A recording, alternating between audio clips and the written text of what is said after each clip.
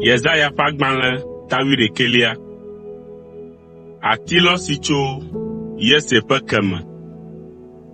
Atilɔ aɖe adze tso Yese ƒe keme. Tso eƒe keme la, atilɔ aɖe atse ku.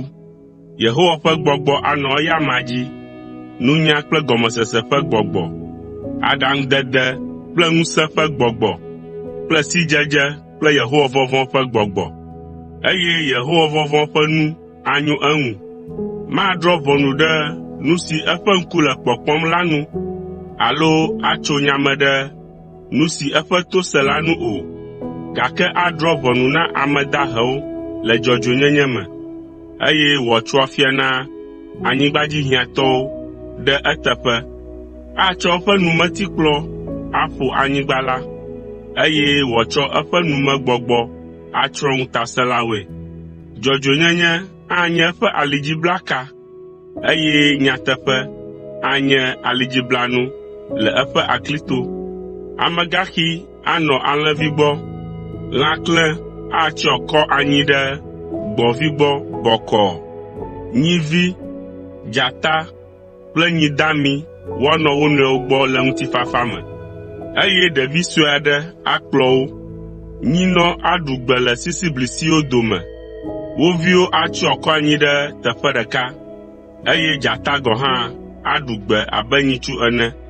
Vinonowo ata le fli ƒe donu, eye ɖevi suewo aƒo asi ɖe dakpui ƒe dome. Naneke mahe vɔ̃ alo gbegblẽ va nye to kɔkɔe blibo la dzi o, elabena sidzedze Yehowa axɔ anyigba la dzi abe ale si tsi yɔ atsiaƒu mee ene. Israel kple Yuda ƒe ame mamlɛawo ƒe tɔtrɔgbɔ. Gbe ma gbe la, Yese ƒe ke la anye aflaga na anyigbadzitɔwo katã.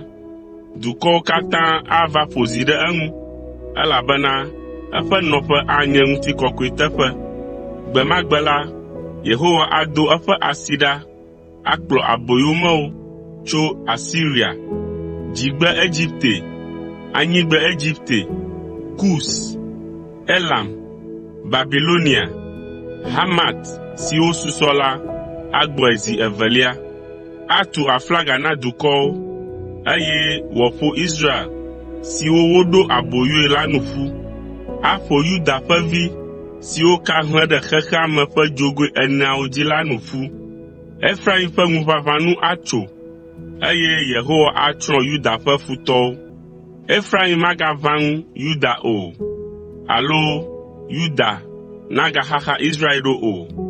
Mlɔeba la, wo kple eve la woaɖi aga adze Filistitɔwo dzi le ɣetoɖoƒe, eye woaha dukɔ siwo le ɣedzeƒe la. Woƒe asi asu Edom kple Moab dzi, eye Amon ƒe vi azu wo tenɔlawo.